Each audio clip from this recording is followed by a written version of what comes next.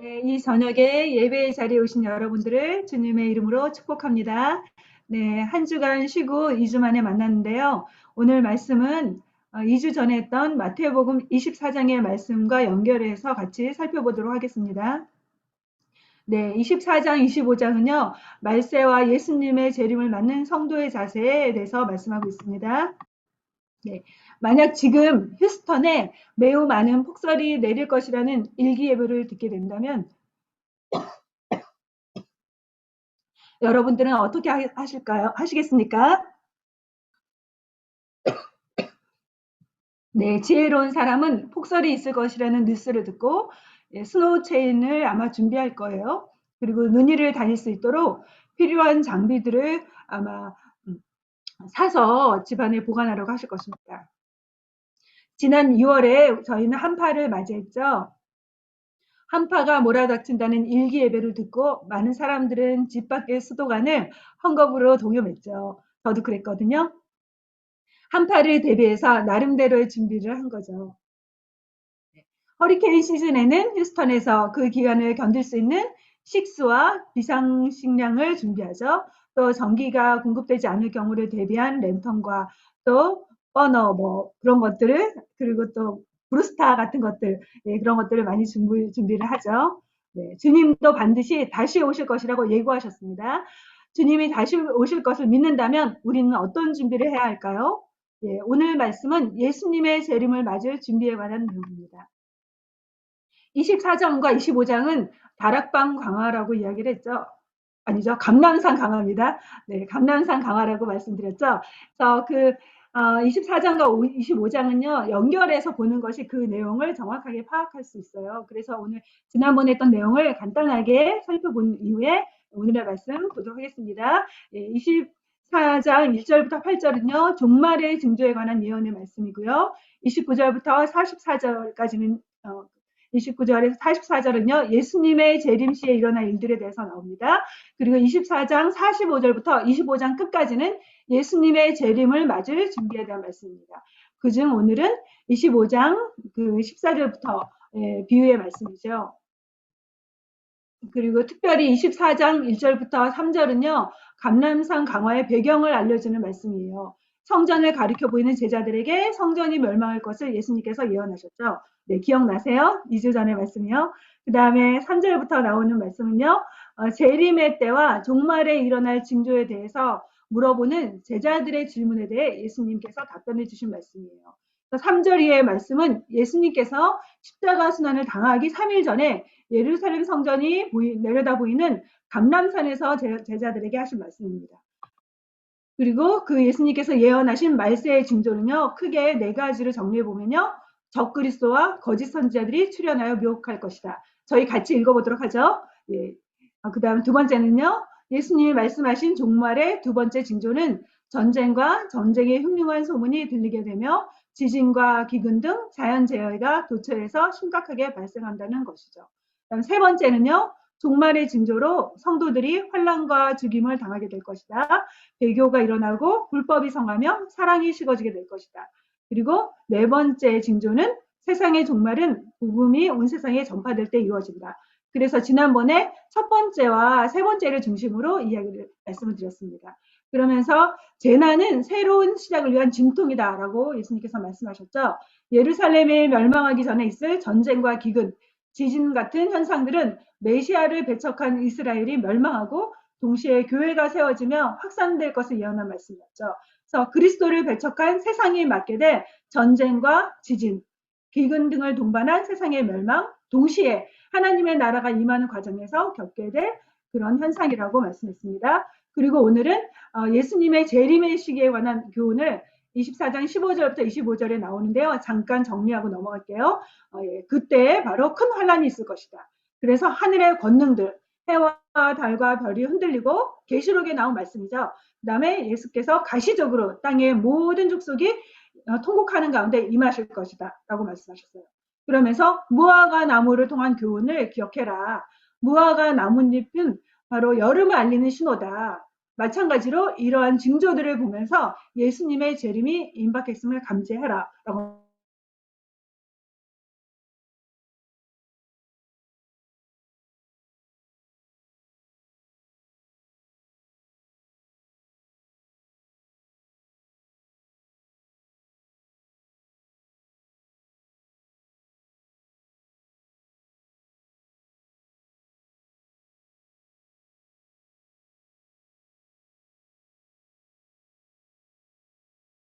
때 일어날 일들은 뭐냐면 두 사람 중에 한 사람은 데려감을 당하고 한 사람은 남겨질 것이다.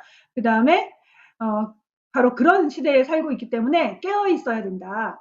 예수님의 재림을 준비하는 첫 번째는요, 깨어 있어야 한다라는 메시지였습니다.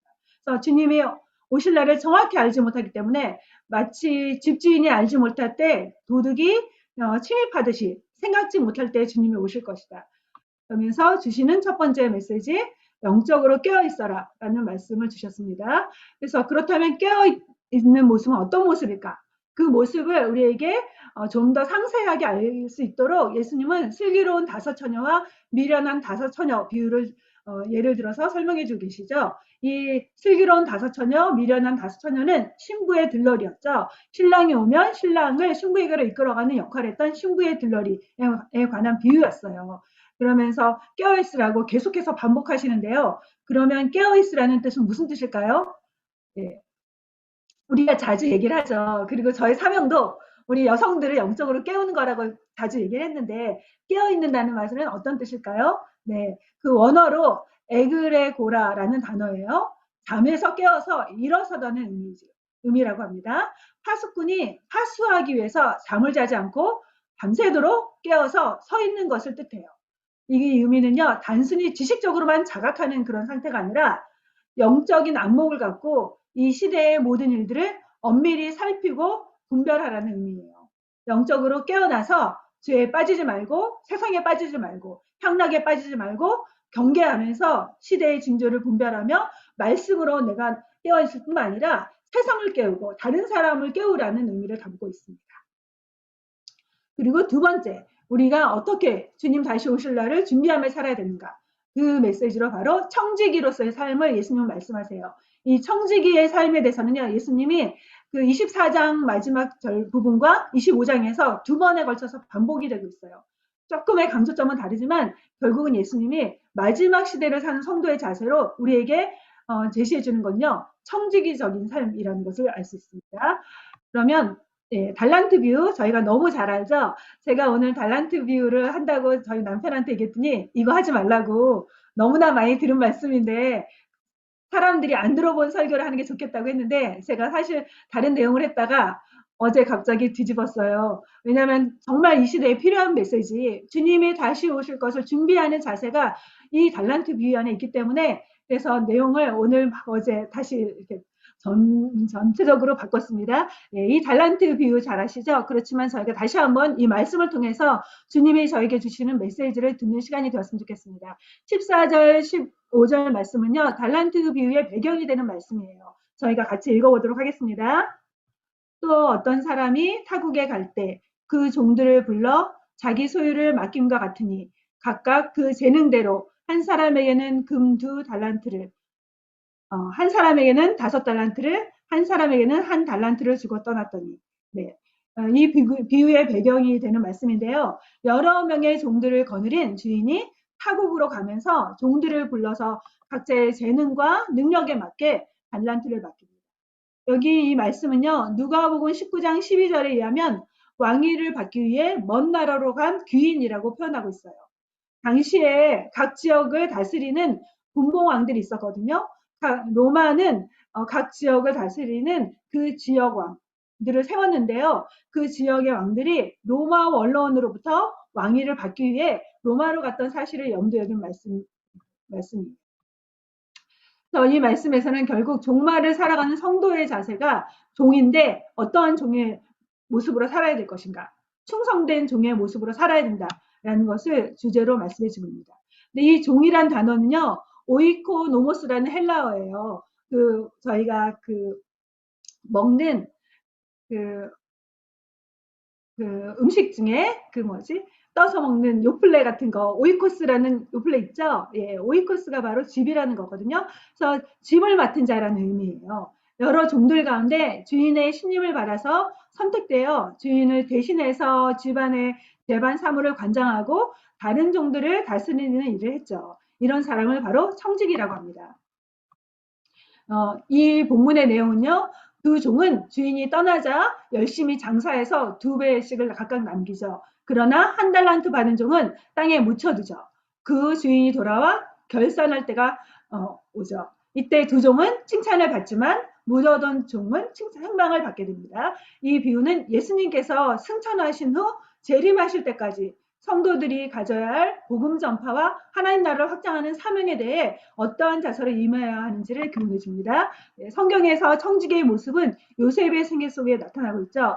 요셉은 애굽에서 보디발의 종으로 팔려갔지만 그 종으로 있을 때 맡은 일에 최선을 다해서 주인의 신임을 얻은 청지기가 되었습니다. 그런데 저희가 주인이 각각의 종들에게 맡겨준 달란트에 대해서 한번 생각해 볼 필요가 있을 것 같아요. 이 달란트라는 단어는요, 헬라어로 탈란타라는 단어인데요. 원래 무게의 단위였어요. 금속의 무게를 통화를 위한 수단으로 삼았던 고대 유대 지역에서는 화폐의 단위로 사용하게 됐죠.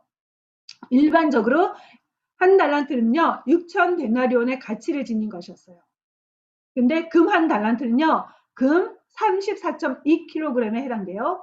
금 한도는 3.75g이라고 합니다.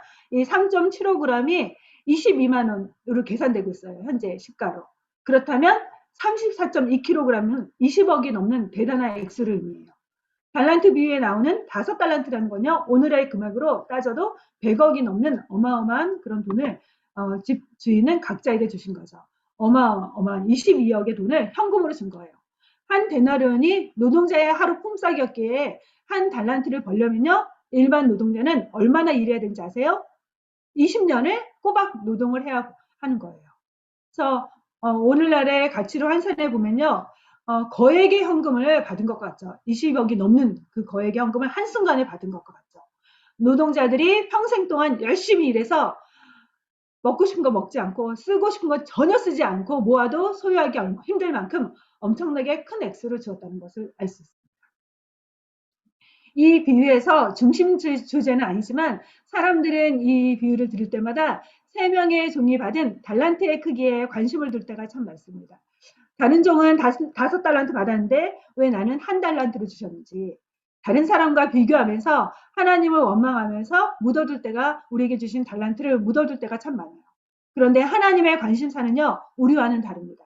하나님은 얼마나 많은 달란트를 받았는가 보다 받은 것으로 얼만큼 충성했는가에 관심을 두고 계세요. 또한 받은 분량에 대해서 얼마나 잘 사용하고 있으며 책임과 의무를 다하고 있는지 하나님은 묻고 계십니다.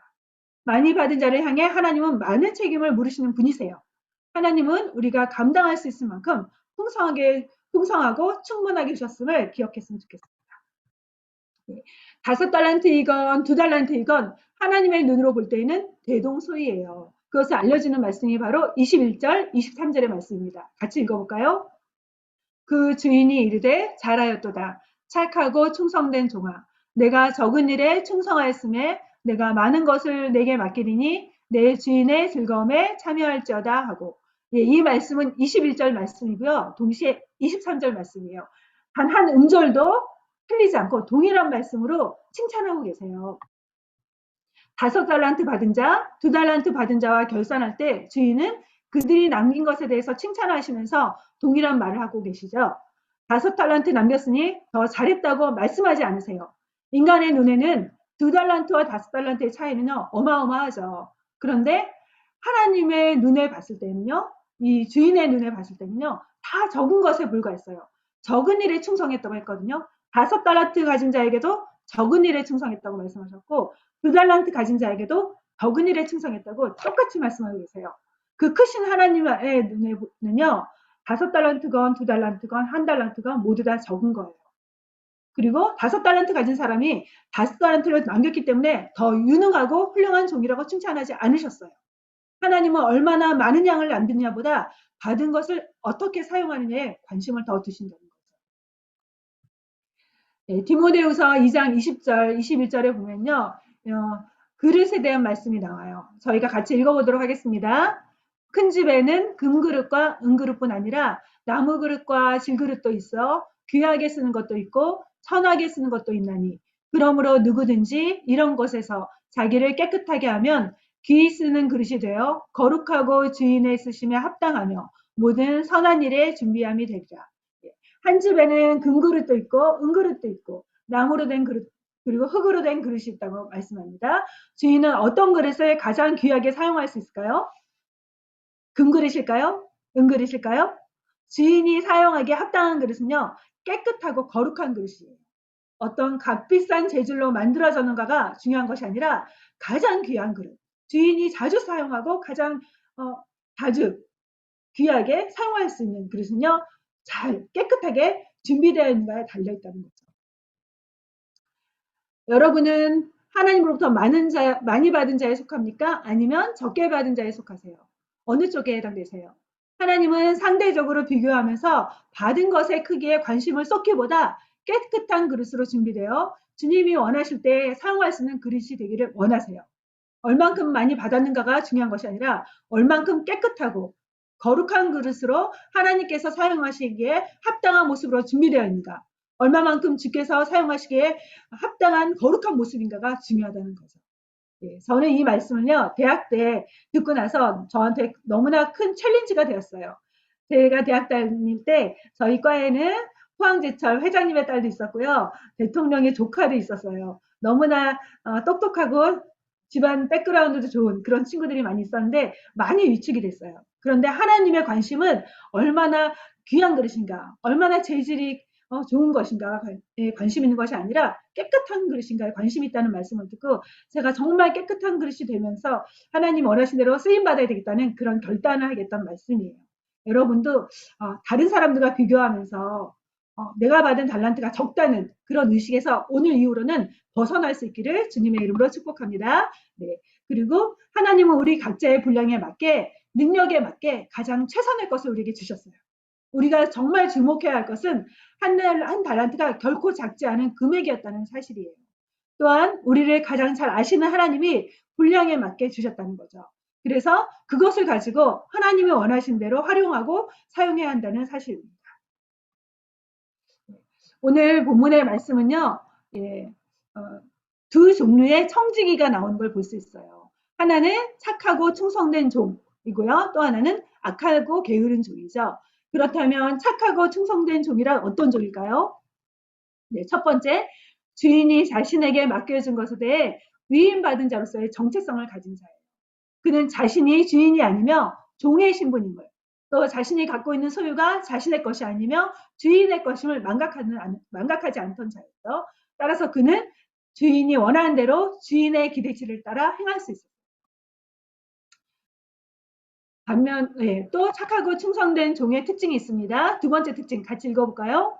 자신에게 주어진 기회를 선용하여 그 주어진 달란트를 활용하는 자였죠. 예, 25장 16절 말씀 보면요. 5달란트 받은 자는 바로 가서 그곳으로 장사하여 또 5달란트를 남기고, 또 17절에는요. 2달란트 받은 자도 그같이 하여 또 2달란트를 남겼을 때 주인이 원했던 것은 달란트를 사용하는 것이었죠. 비록 5달란트 받았던 자가 장사하여 5달란트를 더 남기지 못했다 하더라도 주인은 책망하지 않았을 거예요. 한 달란트만을 남겼더라도 주인은 착하고 충성된 종으로 여겼을 겁니다. 많은 것을 남기는 것보다 더 중요하고 더 필요한 건요. 주인이 활용하는 것을 했기 때문이죠. 그 다음에 착하고 충성된 종의 세 번째 특징은요. 같이 읽겠습니다. 결산할 날이 있음을 의식하며 주어진 시간 동안 최선을 다하는 자가 바로 충성된 종이었죠. 네. 충성된 종은요. 주인이 언젠가 돌아와서 결산할 때 맡겨주신 모든 것에 대해서 계산하며 세말 날이 있음을 알기에 경거망동하지 않으며 주인이 맡기신 일에 최선을 다할 수 있었습니다. 반면에 악한 종도 있었죠. 악한 종은 특징은요. 주인과 결산할 때 답변한 종의 대답을 통해서 확인할 수 있어요. 25장 24절 말씀 같이 읽도록 하겠습니다. 한 달란트 받았던 자는 와서 이르되 주인이여 당신은 굳은 사람이라 심지 않은 데서 거두고 해치지 않은 데서 모으는 줄을 내가 알았으므로 두려워하여 나가서 당신의 달란트를 감추어 두었었나이다. 이렇게 말하고 있죠. 네, 그는 주인을 굳은 사람, 엄한 사람, 난폭한 사람으로 인식했어요. 그리고 기준이 높고 엄격해서 실수를 용납하지 않을 사람으로 오해했죠. 그래서 심지 않은 데서 거두고 해치지 않은 데서 거두는 마치 심지도 않고 거두려는 도둑심보죠. 마치 조폭의 두목 같고 탐욕스러운 자본과 같은 존재로 생각했죠. 그래서 그는 주인을 두려워해서 땅에 묻어두고 말았습니다. 사실 땅에 묻어두는 이런 일들은요, 예수님 당시에 유대인들이 재산을 안전하게 보관하는 방법 중에 하나였어요. 예, 여러분 마태복음 13장에 보면요, 밭에 감추인 보화를 발견한 그 사람에 대한 이야기를 들어보셨죠? 예, 그런 방법은요, 당시에 은행이란 게 없었잖아요. 그래서 유대인들은 귀중한 보물들을 땅에 묻어두곤 했어요. 그래서 어떻게 보면 한 달란트 받은 종이 주인이 맡겨준 것을 안전하게 보관할 수 있는 그런 방법을 선택한 것으로도 볼 수 있죠. 그런데 왜 주인은 땅에 묻어둔 한 달란트 받은 자를 악하다고 책망했을까요? 바로 주인의 의도대로 행하지 않았기 때문이죠. 주인의 뜻과 의도를 따라 행하는 것이 선한 것이고 충성스러움입니다. 한 달란트 받은 자는 나름대로 안전한 길을 선택한 것 같았으나 그는 주인의 의도를 거스른 무사 안일한 길, 현실 도피적인 방법을 선택한 것이죠. 한 달란트 받은 종의 악한 행위는 주인에 대한 오해에서부터 시작돼요. 성경이 말하는 악이란 무엇일까요? 하나님에 대한 무지, 하나님에 대한 오해의 결과 자기 뜻대로 행하는 것이 바로 악입니다. 한 달란트 받은 종은 주인이 어떤 분인지 무엇을 원하는지 알지 못했기에 자기 생각대로 행했고 결과적으로는 주인의 뜻을 거스르고 거역하면서 불충하게 되었죠. 반대로 우리가 우리 인생의 주인이신 하나님을 바로 알고 그분의 뜻과 그분의 의도를 바로 알 때 우리는 악한 삶의 방식에 빠지지 않을 수가 있어요. 하나님이 얼마나 선하시며 사랑이 많으시고 좋으신 분인지 여러분 알고 계시죠? 비록 내 뜻과 일치하지 않을지라도 내가 원하는 시간에 원하는 일들이 이루어지지 않을지라도 하나님은 언제나 선하심을 신뢰할 수 있나요? 하나님이 어떠한 분인지 바로 아는 것이 바로 착하고 선한 삶, 충성스러운 청지기로 살 수 있는 비결입니다. 충성이란 무엇일까요? 예, 충성, 알듯 말듯 하죠? 예, 사전적인 의미에서 볼 때는요, 한 마음에서 우러나는 정성을 가리킨다고 합니다. 청지기가 준수해야 될 행동 원칙으로서 성경적인 충성이란 무엇이냐면요, 주인의 뜻을 따라 행하는 것이에요. 열심히 주님을 위해서 무언가를 행하는 것보다 더 중요한 것은요, 주님이 무엇을 원하는지 먼저 살피는 것이에요. 봉사와 섬김은 좋은 것이죠. 그러나 열심히 봉사하고 섬기는 것보다 주님의 뜻과 주님의 요구를 따라 행하는 것가 더 중요해요. 우리는 주인이 아니라 청지기이기에 내 뜻이 아닌 주인 되신 하나님의 뜻과 기대를 따라 순종하는 것. 그것이 바로 충성입니다. 만약에 여러분이 회사를 창업해서 직원을 뽑는다면 어떤 사람을 선택해서 고용하기를 원하십니까? 일을 잘하는 유능한 사람인데 자기 마음대로 하는 사람인가요? 아니면 일은 좀 느려도 상사의 말을 따라 배우는 사람인가요? 예수님이 선택하신 제자들의 자질은요, 하나님의 뜻에 굴복할 줄 아는 자들이었죠. 비록 많이 배우지 못했고 대단한 경력이나 화려한 이력은 없었지만 그들은 예수님의 뜻과 명령에 기꺼이 따르고자 했던 사람들이었습니다. 전능하시며 전지하신 하나님이 사용하기 원하시는 자들은요, 바로 그런 자들이에요. 지혜가 없으면 하나님의 완전한 지혜를 나누어 주실 수 있는 그 하나님. 무능한 자에게 능력을 주실 수 있는 하나님은 하나님의 뜻을 온전히 따르는 그런 충성된 자들을 찾으십니다. 십자가 사건은 바로 자신의 뜻이 아닌 하나님의 뜻을 따라가신 예수님의 모습을 대표적으로 보여주고 있습니다. 겟세마네 동산에서 예수님이 드린 기도, 땀방울이 핏방울이 되도록 기도하신 예수님의 기도의 내용은요, 자신의 뜻을 꺾고 하나님의 뜻에 굴복한 기도였죠. 나의 뜻대로 마옵시고 아버지의 뜻대로 하옵소서 하시는 기도를 드리셨죠. 충성의 완벽한 본이 되신 예수님을 기억해 하도록 합시다. 나는 언제나 내 뜻을 앞세우는 자인가? 아니면 하나님의 뜻을 따라가는 충성된 자인가? 자기 마음대로 행하는 것이 정당한 권리라고 주장하는 그런 시대에 우리는 살고 있습니다. 그러나 성경은 말씀하죠. 자기 뜻대로 행하며 주인의 뜻을 거역하는 것이 악이라고 말씀하고 있습니다. 사실상 우리는 모두 우리의 주인이 아니죠. 그러나 하나님을 거부하는 세속 사회에서는 나 자신이 인생의 주인이고 모든 것을 마음대로 할 수 있는 권리가 있다고 선언하고 있습니다. 정말로 그럴까요? 우리는 우리 인생의 주인이 아닙니다. 주께서 어머니의 태중에서 나에게 생명을 주셨고 내가 생각하지 못한 때에 내 인생의 종말을 맞게 하실 수 있죠. 내가 이 땅에 태어난 날도 끝나는 날도 내가 정하지 않았죠. 내가 주인이 아니기 때문이죠. 나를 만드신 나의 주인 되신 하나님이 나의 시작과 끝을 정하셨고 내게 삶을 맡겨주셨습니다. 그리고 하나님은 피조물인 우리에게 제한된 선택권과 결정권을 부여해 주셨죠. 우리는 하나님이 허락하신 만큼 약간의 선택과 약간의 자유로운 결정을 내리면서 살아갑니다. 선택할 수 있다고 해서 우리는 인생의 모든 것을 내 마음대로 할 수 있는 그런 존재는 아니죠. 어떻게 보면은요, 곰곰이 생각해 보면요, 이제 50대가 넘은 저희들은 많이 공감할 거예요. 네, 내 마음대로 되지 않는 일들이 원하는 대로 되는 것보다 많죠. 그렇죠? 원하는 대로 그렇게 잘 되질 않아요. 내 자식도 내 마음대로 안 되고요. 그렇죠? 내 머리카락도 예, 하나도 희거나 검게 할 수 없죠. 예, 저보고 너무나 부러워하는 분들이 많거든요. 제가 염색을 안 한다니까. 예, 그런데 우리 머리카락 하나도 희거나 검게 할 수 없는 우리들이에요. 그리고 키 한 자락도 크게 혹은 작게도 할 수 없는 우리들입니다. 그리고 단 한 시간도 우리 인생의 수명을 스스로의 힘이나 의지로 연장할 수 없는 그런 존재예요. 그러기에 우리는 우리의 주인 대신 창조주 하나님을 인정하고 그분이 나의 주인이시기에 언제나 그분의 뜻과 의도를 따라서 살아가야 하는 거죠.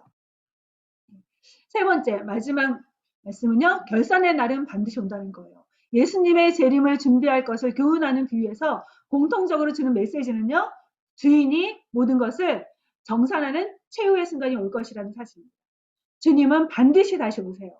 그리고 주님께서 재림하실 때에는 모든 것에 대해 결산하실 것이에요.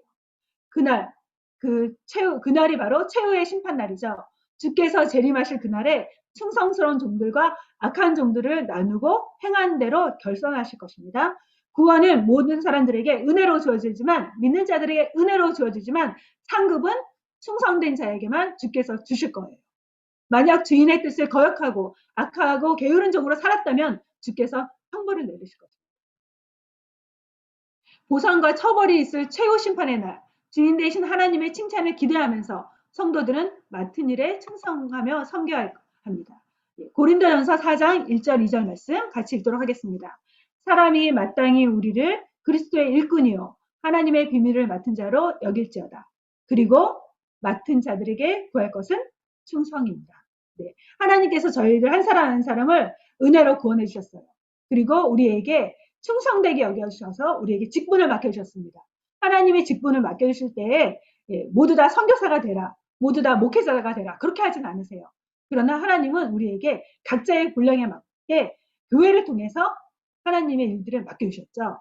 이 맡은 자들에게 구할 것은 바로 충성이라고 성경은 말씀하고 있습니다. 충성. 여러분은 어떤 쪽에 해당되세요? 충성스러운 종인가요? 악하고 게으른 종인가요? 주님이 맡겨주신 것에 대해 주님이 주신 모든 것을 가지고 복음을 전하고 하나님 나라를 위해서 기회를 선용하는 편인가요? 아니면 묻어두고 있나요? 만약 우리가 묻어둔다면 주께서 우리에게 악한 종이라고 무서운 책망을 내리실 것입니다.